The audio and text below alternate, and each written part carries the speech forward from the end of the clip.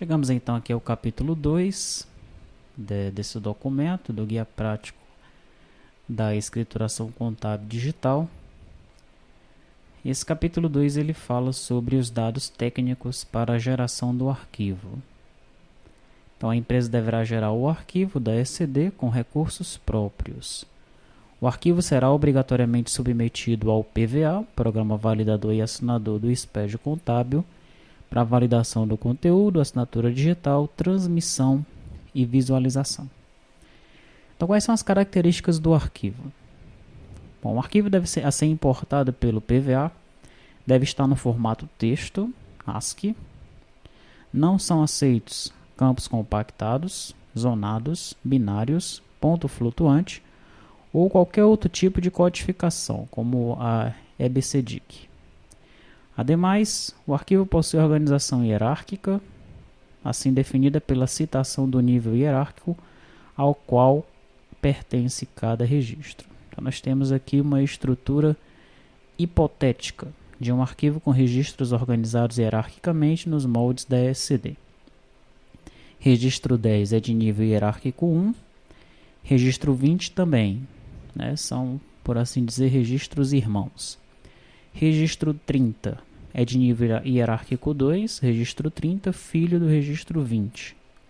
Registro 40, nível hierárquico 3, registro 40 e registro 50 são irmãos, filhos do registro 30.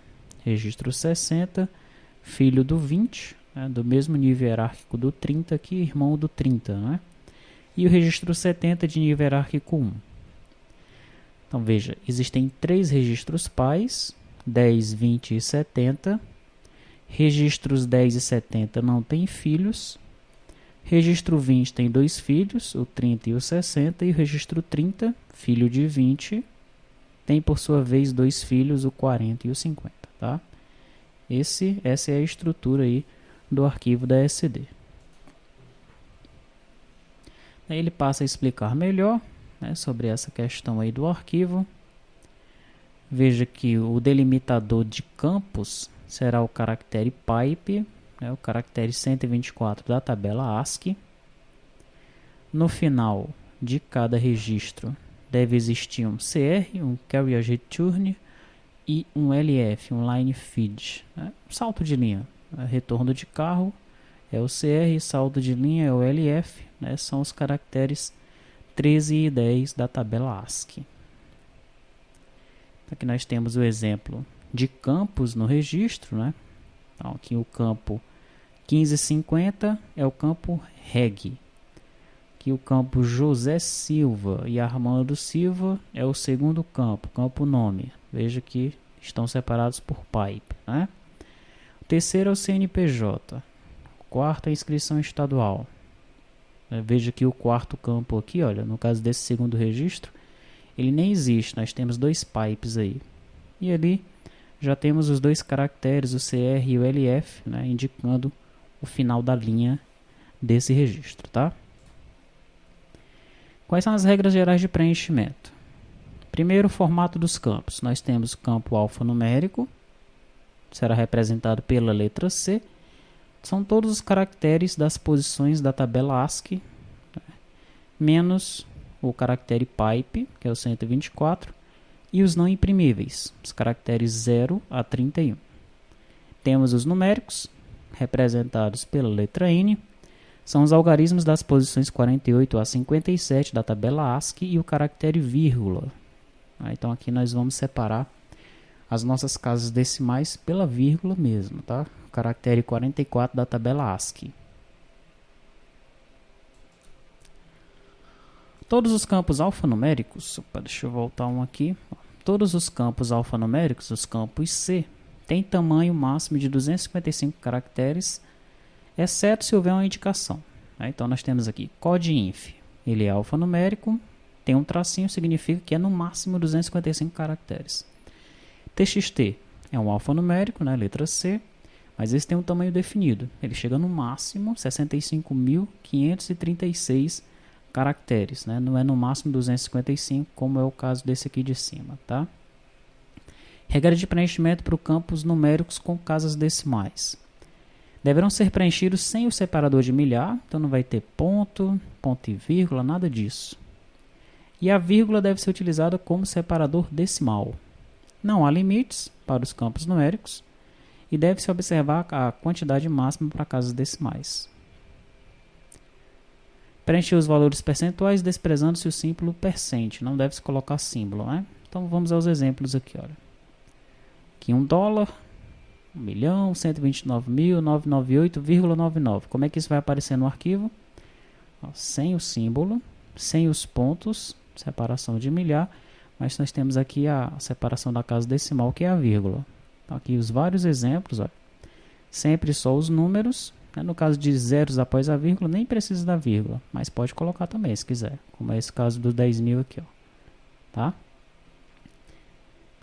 Regras de preenchimento de campos numéricos que representam data. Pois é, a data ela é representada como um campo numérico, né? Então deve ser informado nesse padrão aqui, ó, DD, MM, AAA. Só os números, tá? Então, 1º de outubro ou de janeiro de 2005, 11 de novembro de 1911. Tá? Então, todo e qualquer símbolo que apareça nas datas despreza esses símbolos e apresenta apenas os números nesse formato. Primeiro dia, depois o mês, depois o ano, que é o nosso formato aqui do Brasil. Regras de preenchimento do campo numérico que representa período. Mês e ano. Mesmo caso da data lá, só que não vai ter o dia, tá? Só o mês e o ano. Códigos de identificação. Os códigos de identificação são campos numéricos ou alfanuméricos, onde é necessário registrar CNPJ, CPF, CEP, inscrição estadual e por aí vai. Esses campos deverão ser informados com todos os dígitos, inclusive os zeros à esquerda. As máscaras, os caracteres ponto, barra, não devem ser informados, tá? Nós temos aqui alguns exemplos. Ó. CNPJ 14, CPF 11, CEP 8. Então, olha o CNPJ como é que aparece, só os números. Esse CNPJ começa com 0. O 0 tem que aparecer lá também. Esse CPF começa com 0. O 0 aparece lá. Ok? Tabelas externas. Tem mais um detalhe aqui, que é em relação aos códigos de identificação alfanuméricos. Esses primeiros códigos de identificação aqui, eles se comportam como numéricos, tá? CNPJ, CPF, NIRI, o CEP, porque só aparecem números, né? E existem alguns códigos que também, né, teoricamente aparecem apenas números, mas eles precisam aí de identificação, tá? Vamos ver qual é o caso, se já é esse daqui. O exemplo de código de identificação alfanumérico. Vai aparecer um C, a inscrição estadual, a inscrição municipal. Esse não tem como saber qual é o tamanho. Esses aqui sim, né? CNPJ sempre é 14, CPF sempre é 11. Já uma inscrição estadual, aí não é padronizado, né? Veja essa inscrição estadual, o tamanho dela. Olha o tamanho dessa outra aqui.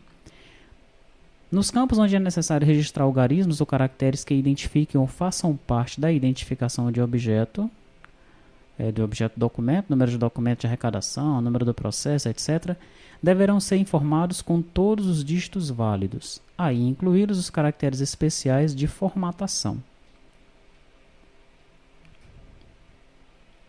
Tá, então veja só, para a gente entender mesmo esse parágrafo aqui, né? Esse item código de identificação. Essa pequena introdução se refere a esse exemplo, tá? Continuando aqui. Daí nós temos exemplos de código de identificação alfanuméricos. Ainda faz parte dessa introdução aqui, ok? São códigos de identificação numéricos com N, códigos de identificação alfanuméricos com C, inscrição estadual, inscrição municipal. Não tem aqui, eles não são N, né? Porque nós não sabemos o tamanho definido deles. Cada estado vai do seu jeito aí, ó, tá? Mas segue a mesma regra de tirar os caracteres, as máscaras, né? Já existem outro tipo de campo, que é o que ele está se referindo aqui, identificação de objeto documento, número de documento, número de processo e por aí vai, onde todos os dígitos válidos devem aparecer. Então vamos a um exemplo aqui abaixo. Olha. Número DA, número do processo, são do tipo C, alfanuméricos. no máximo 255 caracteres. Como é que eles aparecem aqui? Ó? 9876543 da mesma forma. Olha, o ponto vem, o tracinho também. Esse já aparece até com letras, tá? Documento de arrecadação A1, B2, C34. Aparece com todos os caracteres. Ok? Muito bem. Tabelas externas. São tabelas oficiais criadas e mantidas por outros atos normativos e cujos códigos são necessários à elaboração do arquivo digital. Deverão seguir a codificação definida pelo respectivo órgão regulador. Então, são tabelas que você vai utilizar, né, para informar algum código dentro do arquivo. Né? Um exemplo é a tabela de municípios. Né? Então, existirão ocasiões em que nós temos que informar o código do município, né? O código de Fortaleza, o código de Brasília. Tá? Então, esse código ele vai estar na tabela de municípios do IBGE. É através dessa tabela, que é uma tabela externa, nós vamos pegar esse código e informar no arquivo. Essas tabelas elas devem estar no nosso banco de dados. Né? Tabelas internas. São tabelas necessárias para a elaboração do arquivo a ser utilizado pelo programa validador e estão relacionadas em ato publicado pelo SPED. Então, por exemplo, temos aqui o registro 0, abertura do arquivo digital e identificação do empresário ou da sociedade empresária.